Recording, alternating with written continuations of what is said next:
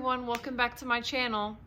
I wanted a bit of a change of scenery today instead of just sitting in front of my bookshelf like I do for every other video. Plus it's overcast and I wasn't getting very much light inside, so I decided to come outside even though it's pretty cold. I think it's in the 40s right now. Thus my beanie and turtleneck, and I've got a blanket on my lap.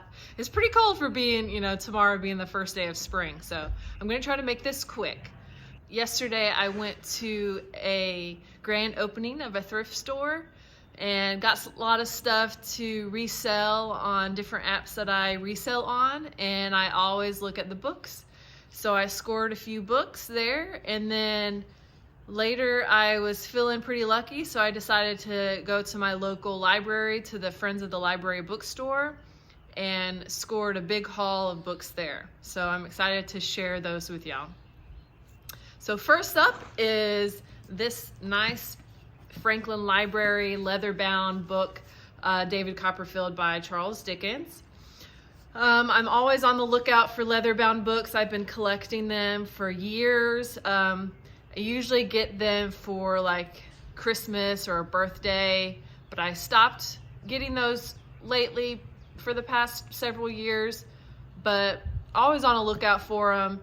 And at the thrift store, I mean, that's even better to find there. This is the first one I've ever found at a thrift store. I did find 2 Easton Press books at a garage sale in Alaska. That was exciting to find. I think I paid $40 for those, so that was a pretty good deal, $20 each, because they usually go, like on eBay, they might go for $15 is probably the lowest you could find it as, and then some might go all the way up to $50 or more. So I think I paid $1.50 for this, so that was pretty good. But I just wanted to show you the difference between the Franklin Library and Easton Press, because I do think the Easton Press books are a little bit nicer. Obviously there are 2 different colors, but you can tell that the Easton Press is a bit shinier than the Franklin Library, is a bit duller. Let me show. Whoop, upside down. So, but they both still have like the nice gold pages, and this will still look great on my bookshelf with all my other leather-bound books. So really excited to find that. Speaking of War and Peace, I did find this. I picked that up. It's just a little paperback copy because I am planning to read this year. I've read Tolstoy before, Anna Karenina, and short stories called Family Happiness. I'm not the biggest Tolstoy fan just because I didn't really care for Anna Karenina, and I just never got around to reading War and Peace. So this year I figured it's 2021, I'm gonna finally read War and Peace.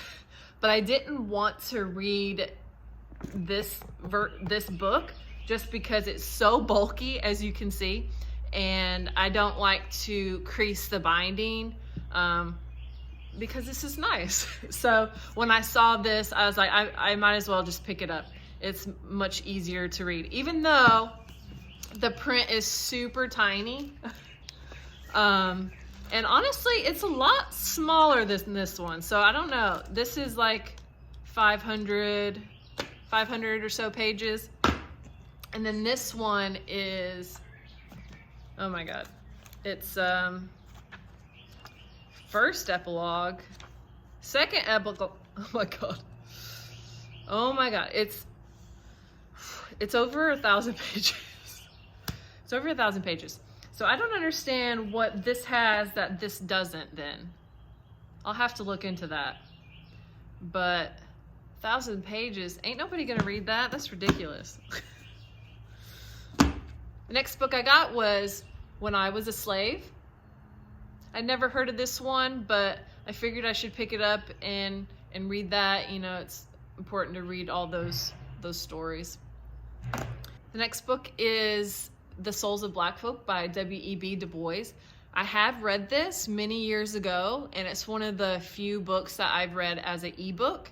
I usually don't like to read ebooks. It's just not my thing. I like paper or hardback copies, just because I just don't like looking at a screen. I feel like I look at screens enough, so I like having a physical copy in my hand. So I figured I should pick that up. You know, that's a classic. He's a important author, so I wanted to get that.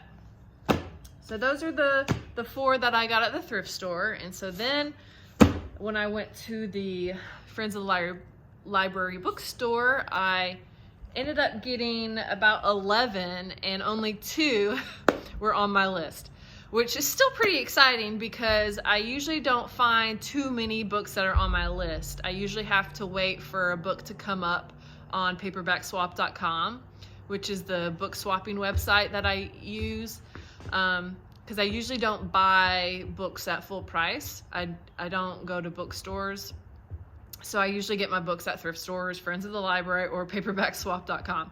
So to get 2 that are on my list was pretty exciting. And I think just like, you know, when you go to the grocery store and you have items on your list, you always end up getting more. So I ended up getting, you know, 9 more than were actually on my list, but that's okay. So the first one I got is this Franny and Zoe by J.D. Salinger. I obviously have heard of this book. I've read Catcher in the Rye years and years ago. Was never, I guess, interested in reading this, but when I saw it, I was like, might as well pick it up and try. Then I got Turn of the Screw by Henry James. I had always heard of this book. It's, you know, a classic horror novella, I believe, but just was never super interested in reading it until I recently watched Netflix's The Haunting of Bly Manor, which I read was, I guess, kind of based on Turn of the Screw, or had some similar elements to it. So I was like, maybe I should read that. So this is bigger, so it's got some other short novels in it. You know, I don't know if I'll read those, but I do want to check out The Turn of the Screw. The next one is Mark Twain's Roughing It.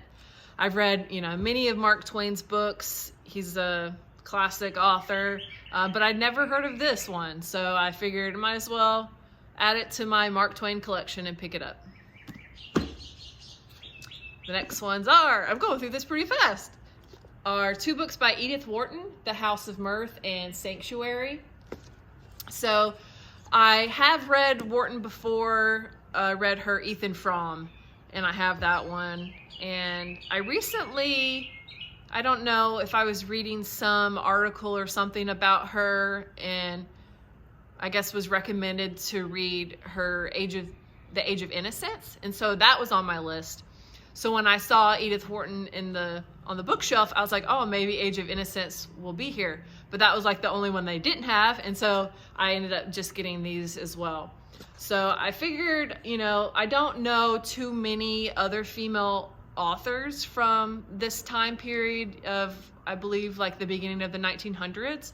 You know, I think we know a lot more male authors, so I figured I should support women authors and read more of her work. So I'm excited to check those out. Next one I got is Race Matters by Cornel West. So I hadn't heard of this book before, but I do know of Cornel West. His book, The Radical King, with Martin Luther King Jr., has been on my list for years. And, you know, I see him fairly regularly on Democracy Now!, and he was recently in the news because he left Harvard because they weren't going to give him tenure. So he left Harvard, so he's recently been in the news. So I figured I would check that out. Next book is A Tree Grows in Brooklyn by Betty Smith. So never really heard about this book until I recently saw it on a to read list, and when I saw it at the store, I was like, I'll pick it up. I don't know really what it's about. Maybe about a tree growing in Brooklyn. You know, I don't know. The next one was pretty exciting. Grandma Gatewood's Walk by Ben Montgomery. When I saw that, I immediately snatched that up. Even though it's not on my list, it is, I know of this book and I've known about it for years. I know her story. So she's a woman, older woman who hiked the Appalachian Trail. And as a through hiker, Appalachian Trail through hiker, I'm interested in any book about the AT. So it just wasn't one of the books that was on my higher up on my to read list, but when I saw it there, I was like, yeah, I'll get that. And it looks brand new, like it looks like it's never been read. So that was pretty exciting to find that. And I've got another book by him on my book wish list, actually. What is it called? Something about the man who walked backwards, I believe. So that's on my list. Now, the last two, these two books are the ones that are actually on my list. So that was exciting to find at the bookstore. The first one is Pachinko. So this, I think, was on my list, probably just put on the past year, maybe in 2020 when I heard about this. And when I saw it, I was like, oh yes, perfect, I'll grab that. But I was surprised at how big it is. It is bigger than I was expecting. It's like over 450 pages. So I'm not sure when I'll be able to get to that one, but that was exciting to find that, Pachinko.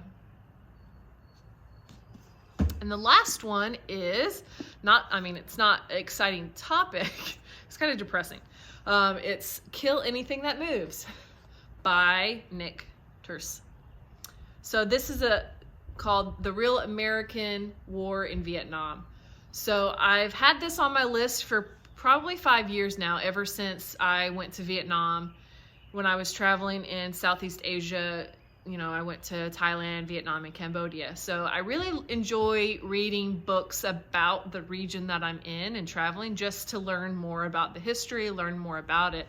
And so I was reading mostly books about Cambodia, about the genocide that happened there with the Khmer Rouge and Pol Pot. So I read First They Killed My Father, that book that Angelina Jolie made into a movie. And then there was another one. I can't remember that other one that I read. And then when I was in Vietnam, I read Catfish and Mandela. And that was about a Vietnamese American man who went back to bicycle around Vietnam. Wow, I can't believe I remember that. So that was really good. So I was trying to, when I was there, I was trying to read more about the Vietnam War, just because I'm not super knowledgeable about that. When I saw that was pretty exciting, and I snatched that right up. So of all the books I got, what did I get? About 13 books, and I paid about $13. So it averaged out to be about $1 a book. So I think that's pretty good. And yeah, so my hands are literally so cold right now. I hope I'm not like shaking in this video. I'm so cold. So that's it for this time. And I don't really expect to do too many book hauls, honestly, because I don't find many at the thrift stores and bookstores. So this might be the biggest one I have and the biggest haul that I will be doing for quite some time. So that's pretty exciting, and I'm really happy with all my finds.